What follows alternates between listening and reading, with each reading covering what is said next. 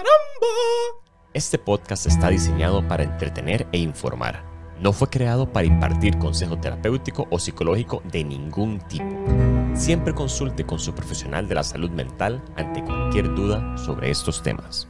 Señoras y señores, sean bienvenidos a un episodio más de La Ratica de Skinner.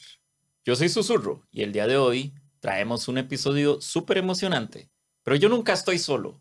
Yo siempre estoy en compañía de dos grandes amigos, entre ellos Antonio Chamo. Bienvenido, Antonio Chamo. Pura vida, Susurro. Vieras de que cada vez que vos hablas así, me asustas mucho. Es que el tema de hoy es serio. Usted me dijo, Susurro, no se ponga comediante porque el tema de hoy es serio.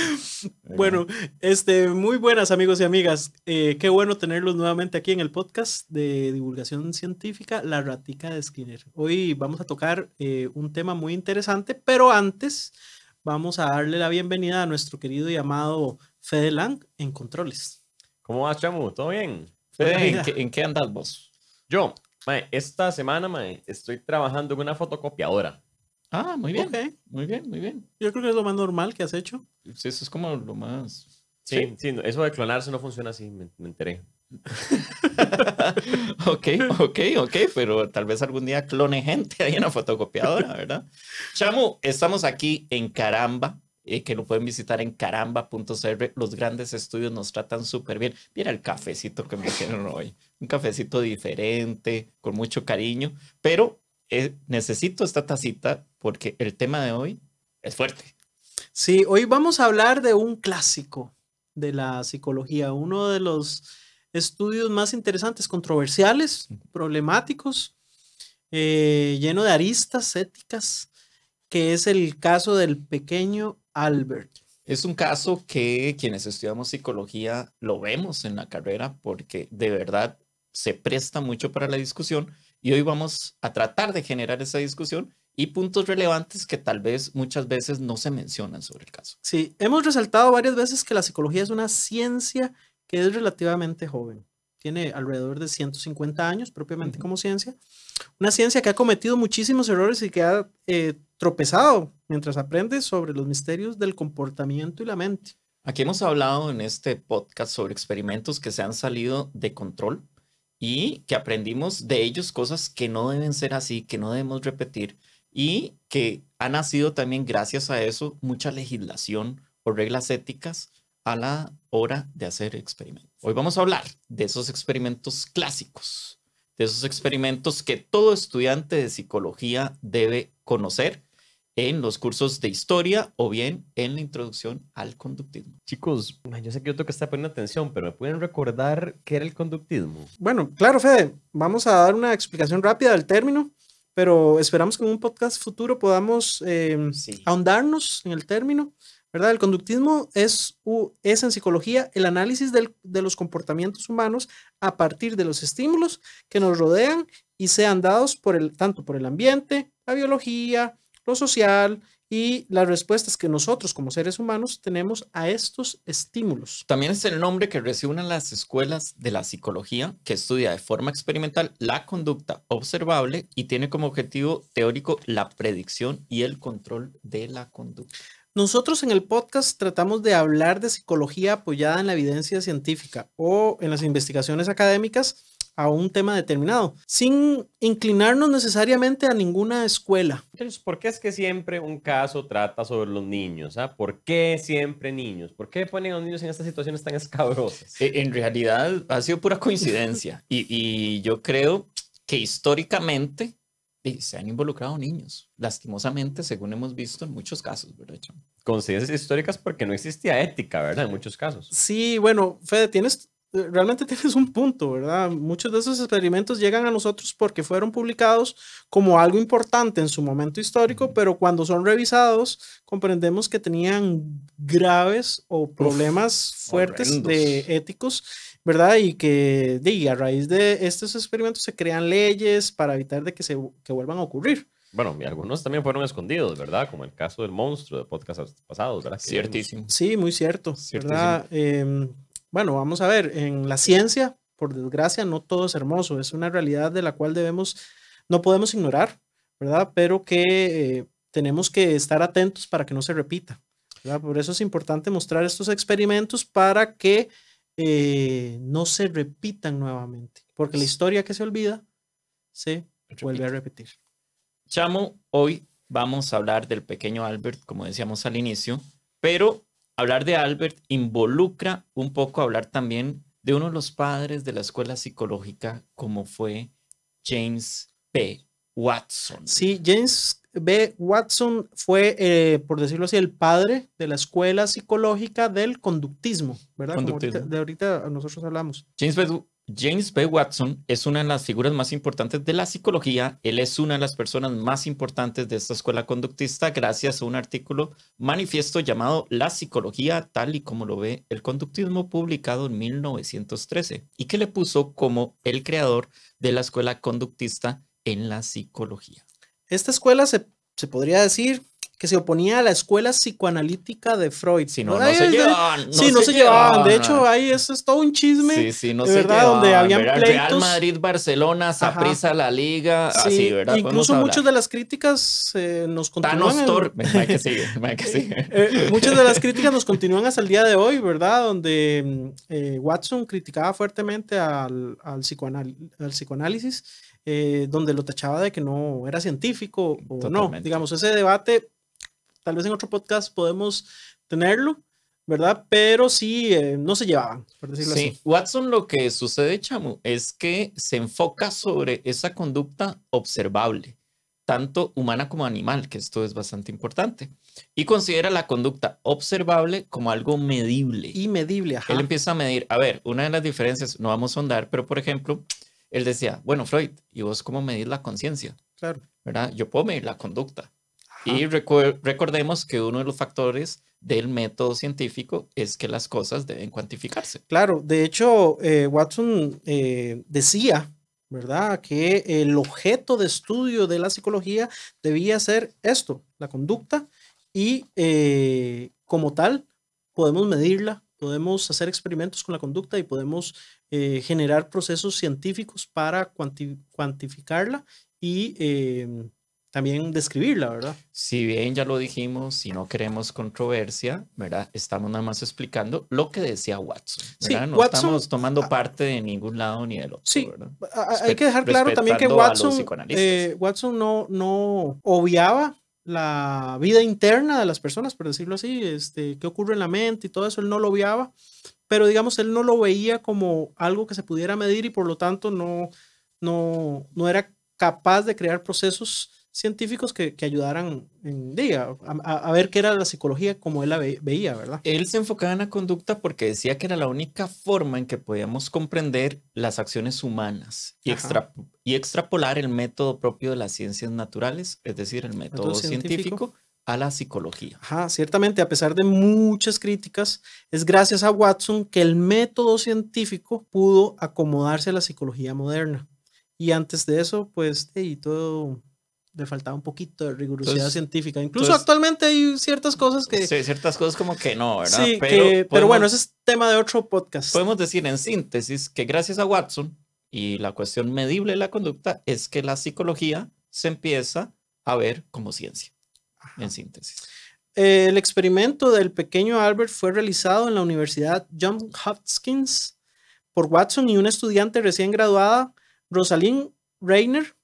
El experimento se llevó a cabo a finales de la década de 1910. Lo que sabemos de este experimento es a raíz de la publicación inicial que se hizo en febrero de 1920 en la revista Journal of Experimental Psychology. Qué lindo que habla, ¿verdad? Es importante señalar las fechas. Pues esto por el contexto histórico que involucran varios temas que ya hemos hablado en el podcast, como la falta de regulación y donde el sujeto de estudio, en este caso un niño, donde se colectó, además no habían regulaciones, muchas cosas, y entonces por eso es importante tener claro el contexto histórico, porque conforme vamos avanzando a muchas personas puede ser que les choque el experimento. Realmente es un poquito chocante porque no solo involucra a niños, sino lo que pasa. ¿Te acuerdas de Pavlov? Pavlov, claro. Sí, Pavlov tiene también un poco de cuota en esta historia porque Watson admiraba los trabajos de Pavlov. Claro, Iván Pavlov es un médico ruso quien había ganado el premio Nobel de fisiología en 1903 con los estudios del aparato digestivo. Él agarraba perritos y les hacía un huequito y estudiaba los estómagos. Mientras estaba estudiando los perros, él se dio cuenta que si cada vez que se llegaba con la comida los perros salivaban. Entonces Pavlov quiso probar a ver si... Los famosos perros de Pavlov. Si a través de un estímulo neutro, en este caso era una campana, cada vez que sonaba la campana los perros podían salivar. Y se dio cuenta que era así. Y eso generó toda la teoría del condicionamiento clásico. Claro, él lo que quería era comprobar si cada vez que sonaba la campana los perros salivaban, y lo comprobó prácticamente. ¿Verdad? Por medio de varios intentos, Pavlov consiguió que los perros empezaran a salivar en esa campanilla, incluso sin presentarles la comida. De esta forma, habían asociado el sonido de la campana con la comida. Pavlov describió por primera vez el aprendizaje asociativo, que hoy en día conocemos como condicionamiento clásico. Es decir, ante un estímulo se da una respuesta. Y según el conductismo, todos los animales se comportan bajo estos tipos de mecanismos. Es decir, recalco, un estímulo y una respuesta. Entonces eso se puede medir. Nos tiene que dejar claro que Watson se basa en los experimentos de Pavlov, y por eso su gran interés de seguir trabajando el tema de la conducta, porque decía que gracias a la conducta es que podemos analizar el comportamiento humano. Claro. Prácticamente. Y podemos ponerlo en números y generar experimentos.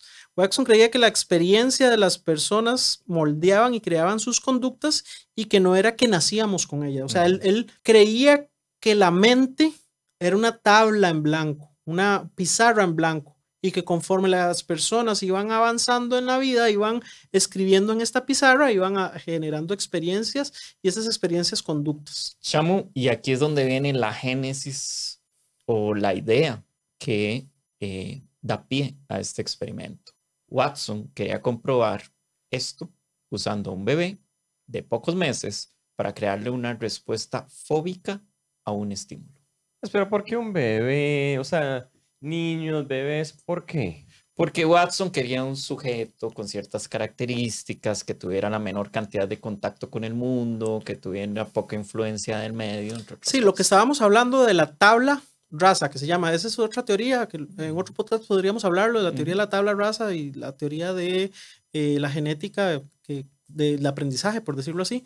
Entonces él creía que el niño, si tenía la menor cantidad de contacto con el mundo, entonces era perfecto porque era una tabla rasa y podía crearle una fobia y hacer que el niño tuviera fobias. El experimento estaba dividido en 3 etapas. Etapa 1, generar una respuesta fóbica. Etapa 2, generalizar esa respuesta fóbica a otros objetos similares. Y la etapa 3, extinguir la respuesta fóbica. Pero hacer que un bebé le tenga miedo a algo no les parece muy cruel. Watson creía que los bebés tenían emociones limitadas, querido Fede. Específicamente, él creía que solamente tenían 3 emociones: miedo, amor y cólera. Ya tenemos un podcast que hablamos de las emociones, ¿verdad? De las 7 emociones básicas, que fue Darwin, ¿verdad? El que pudo determinar Watson, esto. Te faltó leer Darwin. Pero bueno, Watson creía que los bebés en esa etapa solamente tenían esas 3 emociones, y por lo tanto, trabajando a través de esas 3 emociones podía generarles el miedo, ¿verdad? Watson encontró a un bebé, o llamémoslo sujeto de prueba, en un orfanato para niños con discapacidad, el Harriet Lane Home. En ese orfanato, una de las nodrizas llevaba a su hijo. El niño se pasaba las horas ahí, casi descuidado, mientras su madre trabajaba. Según la madre del niño, apenas había llorado y manifestado ira desde que nació. Watson estaba ante un sujeto experimental perfecto, su lienzo en blanco. Aquí recibe un nombre ficticio, y es por eso que se le conoce históricamente como Albert. Antes del experimento, 2 meses antes, para ser exacto, se le hicieron una serie de pruebas al niño. Fue expuesto a varios estímulos para conocer si él tenía miedo, ¿verdad? O si ya había aprendido algún tipo de miedo. Se le expuso a una fogata, a varios animales, se le puso ropa, se le puso... En ninguna de las diferentes cosas que se utilizaron para estimularlo, el niño presentó ninguna característica de miedo. Chamo, y es que en términos generales tenemos que tener claros que nosotros no nacemos con miedo. En términos generales. El miedo es algo que se aprende desde la socialización, prácticamente, y empieza a generarse en contacto con otras personas. Sin embargo, sí tenemos, por decirlo así, 3 miedos naturales que se ha descubierto a través de la investigación científica. El primero es a los ruidos fuertes. Entonces, sí tenemos un miedo natural, por decirlo así, a los ruidos fuertes. El segundo miedo natural que tenemos es la sensación de caernos. Si usted pone un niño y siente que se va a caer, le da miedo. Entonces, esa es una, digamos, evolutivamente tiene una explicación. De si estás en el palito y sentís que te vas a caer, tenés que agarrarte, ¿verdad? Entonces, eso protege, por decirlo así. Y el tercero es el miedo a la oscuridad, ¿verdad? Es un miedo natural que tenemos, pero si lo analizamos desde un punto de vista evolutivo, tiene cierto sentido. Claro. La oscuridad es donde pueden estar ciertos animales que nos pueden atacar, ¿verdad? Esto es importante recalcar que, por ejemplo, no nacemos con miedo a los sapos, no nacemos con miedo a los ratones. No, ya habíamos hablado en un podcast pasado sobre las fobias, ¿verdad? Y es importante tenerlo claro aquí por cómo se va a desarrollar el experimento. Claro. En otro podcast podríamos hablar sobre los miedos naturales rápidamente, que creo que es interesante, porque sí son un grupito de miedos muy reducido, pero que tienen una explicación evolutiva del por qué los tenemos. Vos hablabas de esos miedos naturales y aquí es donde Watson aprovecha eso y le da un golpe fuerte con un martillo a una barra. A una barra metálica. Imagínate el escándalo y el niño ahí. Exacto. Watson se ponía detrás del niño, de espaldas al niño, y con una barra metálica y un martillo lo golpeaba. Y entonces, claro, el niño se asustaba. No, a la barra, ¿verdad? Barra. Queremos aclarar, ¿verdad? Sí. el niño se asustaba, pegaba un brinco y claro, y empezaba a llorar porque le activaba su reacción de miedo.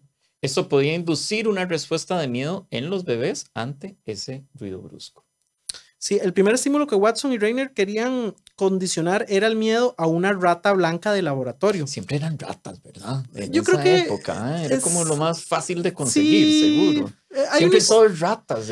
Algún día hablaremos de Skinner, lo tenemos por ahí, pero siempre las ratas es como muy importante en investigaciones de laboratorio, de psicología, de conducta. Sí, digamos, la historia de la rata blanca y por qué es blanca es toda una historia interesante en la ciencia, pero algunos la pueden googlear. Podemos tocarla más adelante en el podcast como una...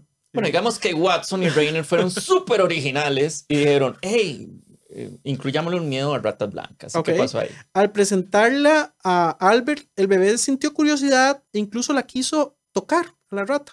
Al inicio no sintió miedo, pero luego cada vez que el niño se le acercaba a la rata blanca, o sea, la investigadora le acercaba cerca la rata, Watson golpeaba con un martillo la barra detrás del niño, como les expliqué.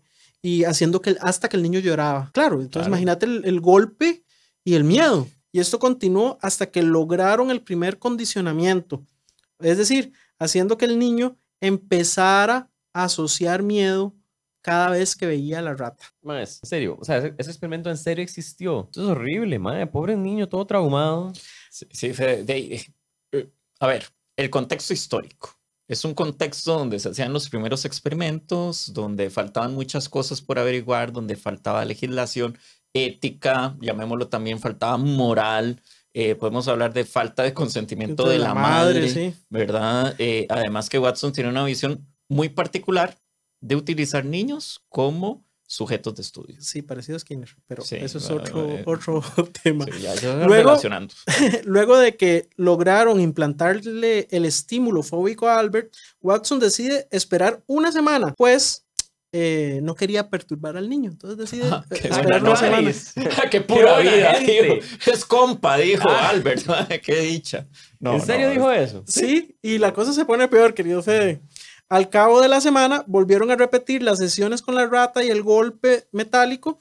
Watson realizó 7 intentos más para asegurarse de que el niño había relacionado la rata con el miedo. En el 8º intento, solo presentó la rata blanca sin ningún ruido. El niño, a diferencia de cómo se había comportado en las primeras sesiones donde quería agarrar la rata y no le tenía miedo, esta vez le tenía miedo. Cada vez que veía a la rata, lloraba, se revolcaba, trataba de huir. El niño, de hecho, vamos a ver, a pesar de la época, hay videos de esto. ¿verdad? Fue grabado. Entonces uno ve la reacción del niño, o sea, es impresionante. Creo aquí que la influencia de Pavlov directamente. Ajá, y pueden buscar esos videos, son abiertos al público en YouTube y en otras redes, pueden verlo, incluso las fotos de ver cómo la reacción del niño es sumamente fuerte cuando ve a la rata. Chamo, ya en este momento la cuestión fóbica, ese estímulo fóbico está implantado. Ajá. Totalmente.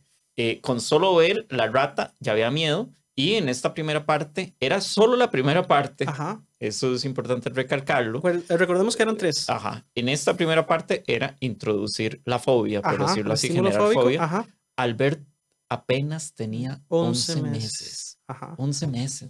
Se esperó un tiempo hasta que Albert cumplió 1 año y 21 días.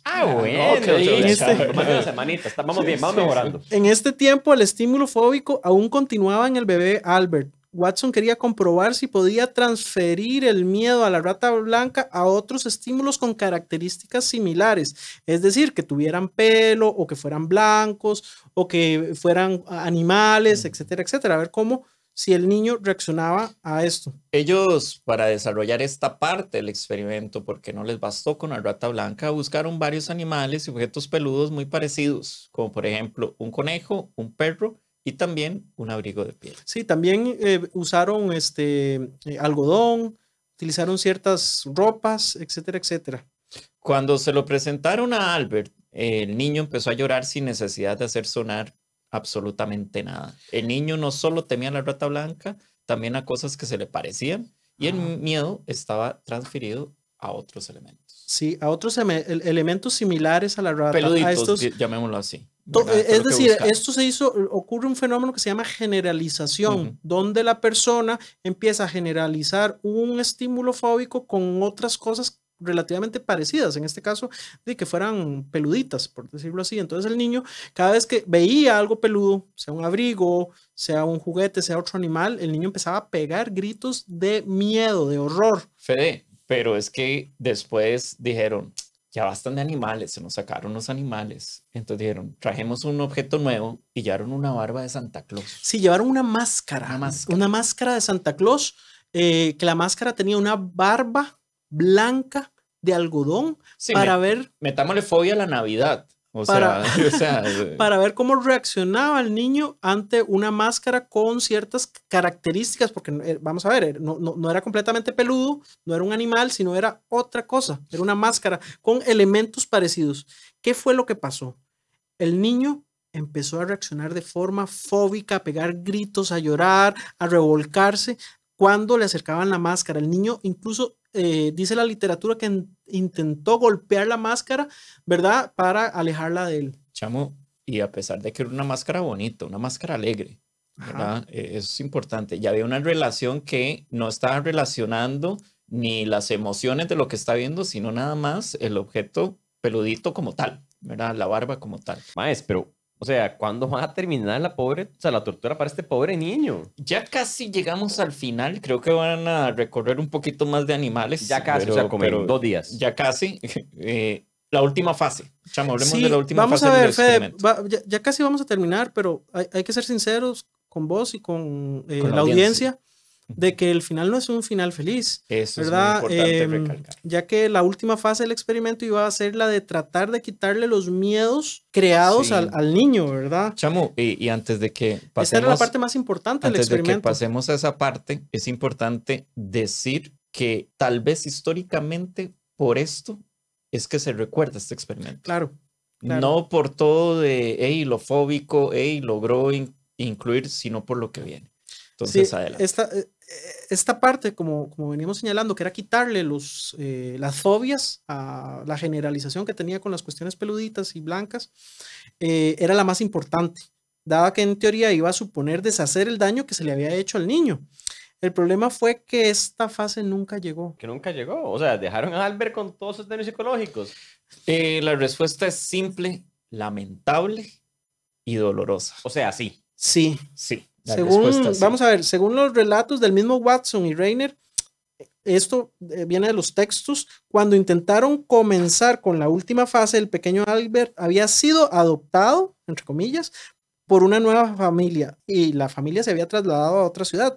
El experimento fue rápidamente cancelado dado que la universidad se había mostrado irritada por la controversia ética del mismo. Además, Watson y Rainer fueron despedidos en el momento en que la institución descubrió que tenían una relación romántica, algo prohibido entre compañeros. Eso es como la nota rosa de eso, ¿verdad? Pero al parecer Watson y Rainer se involucraron sentimentalmente y eso era bastante delicado cuando usted realizaba una investigación. Sí. Ojo, qué interesante. Eso era delicado, más no lo que estaban haciendo con el niño. No, ¿verdad? No, eso fue extraño. Igual recordemos el contexto histórico, correcto, como lo dijimos en un momento, de que no habían regulaciones éticas, a pesar de que sí muchos compañeros y pares de Watson hicieron enviaron cartas y quejas al respecto de las implicaciones éticas que se estaban dando, y la universidad lo permitió porque no había... Sí, y pesó más la relación entre ellos para cancelar el experimento que lo que está sucediendo, nada más para que veamos el punto de comparación. Sí, ¿verdad? Bueno, vamos a ver. Vamos a retomar. Rápidamente, así como para cerrar la nota rosa. La esposa de Watson tuvo mucho que ver, porque envió varios oficios diciendo que el esposo tenía una amante. Wow, pero Watson, bueno, tal vez tenías que revisar tu propia conducta. En fin, ellos dijeron en los textos que Albert fue adoptado. La realidad es que no es claro qué pasó. Se sabe que Albert era el hijo de una de las nodrizas, importante este dato para lo que vamos a revelar al final, y se cree que ella no permitió que su hijo siguiera más en el experimento. Luego se le perdió el rastro a Albert y nunca se le pudo quitar esos miedos. A ver, yo sé que la ciencia de esas puede ser cruel, pero esto fue otro nivel. Pobre Albert, ¿de qué pasó con él? O sea, ¿se sabe? ¿Dicen algo? Dale, bueno, chamo. Vamos a ver. Lo que pasó con Albert no es claro. Hay dos investigaciones serias sobre la identidad del niño, ambas bastante recientes. La más aceptada es la que se llevó a cabo en el 2014, que dice que se llamaba William Barger. Su madre trabajaba en el orfanato donde estaba Albert y tenía la edad y la descripción en el momento del experimento. William murió en el 2007 y sus familiares decían que él tenía fobia patológica a los animales, en especial a los perros. Otra investigación del 2009 dice que pudo haber sido un niño llamado Albert Barger, que también era hijo de una de las nodrizas en ese momento histórico del orfanato, pero este Albert murió a los 6 años. No, se llamaba Albert. ¿Usted cree que le hayan dejado? No sabemos, no sabemos. En realidad es como que no sabemos la identidad de Albert actualmente, pero su experimento nos mostró mucho sobre el tema del condicionamiento. Bueno, este experimento, como ya hemos mencionado, tuvo muchas críticas, sobre todo en el trabajo de los niños, el tema de cómo se dio. Sí, además tuvo otras críticas ligadas a lo mismo, que tiene que ver con que toda la parte ética, no tuvo un grupo control, solo fue hecho con un sujeto. Bueno, imagínate si se hubiera hecho con más niños. No. Hay muy poca evidencia que demuestre que un solo ruido se le puede generar una fobia al niño, y al ser un experimento éticamente complejo no se puede reproducir por pares para ver si realmente con un ruido fuerte se le puede producir un estímulo fóbico. Chamo, también se criticaba la salud de Albert. Tal, ¿verdad? Pues en las grabaciones muestra cierto comportamiento asociado a un niño con problemas cognitivos. Sí. Eso también es cierto, es muy interesante lo que vos decís, que es parte de la cuestión. Entonces, quedan muchas dudas. Pues. Entonces, hemos hablado mucho del experimento, pero entonces, ¿en qué contribuyó? Bueno, la mayor contribución de este experimento a la ciencia es sin duda la discusión ética. O sea, digamos, ahorita la estamos teniendo y muchas personas que deben estar oyendo el podcast deben de estar diciendo, ¿qué pasó aquí? O sea, ¿por qué permitieron que a un niño se le torturara de esa forma? Porque eso es tortura, ¿verdad? Y toda la legislación que nació después para evitar este tipo de experimentos con niños pequeños. Y yo sé que por ahí alguien puede decir, no, también descubrió que la fobia se puede inculcar en una persona.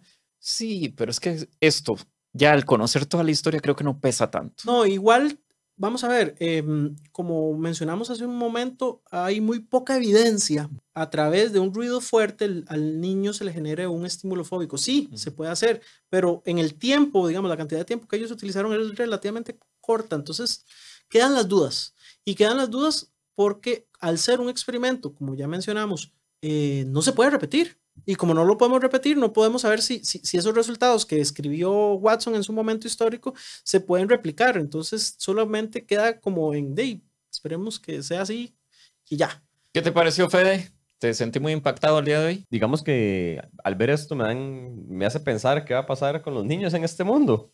Mejor que no se arrimen, digamos, a nivel universidad. No, bueno, yo creo que... universidad que los investigue, pues. Sí, es muy importante. Sí, Si vayan a la universidad. Sí, exacto, vayan, estudien. Sí, pero estudien. no que los estudien. Vamos a ver, los tiempos han cambiado. Sí, creo que estas cosas son las que hacen que más bien nuestra niñez tenga mejor cuidado. Claro. ¿Verdad? Y que no quede ahí como al margen de una idea científica del momento. Sí, y de forma indirecta, digamos, este experimento ha ayudado a, digamos, la realización de programas de televisión más adecuados a menores. Parece mentiras, pero es así, ¿verdad? Que no generen miedo, que no generen estímulos fuertes, que no tengan ruidos fuertes. Hay un montón de cosas que se han venido haciendo. A finales de los 70 hubieron muchos estudios con respecto a la televisión y los niños que tenían que ver con este tipo de situaciones que planteó Watson. Muy interesante, pero eso creo que podría ser para otro programa. Muy bien, Chamo, muy bien, Fede. Este fue el episodio de hoy, bastante interesante, bastante interesante. Recuerden darnos comentarios. Nos encanta leer los comentarios. Cuando llegan los comentarios, Chamo me dice, hey, un comentario. Y vamos y comentamos porque nos encantan los comentarios. Entonces, dejen los comentarios en nuestras redes sociales. Síganos en Instagram, en Spotify, en YouTube. Recuerden, somos La Ratica de Skinner, así aparecemos. Y recuerden seguir a Caramba en caramba.cr por Instagram, el lugar que siempre nos acoge, nos da cafecito y donde tenemos un excelente espacio para grabar. Nos vemos en la próxima. ¡Caramba!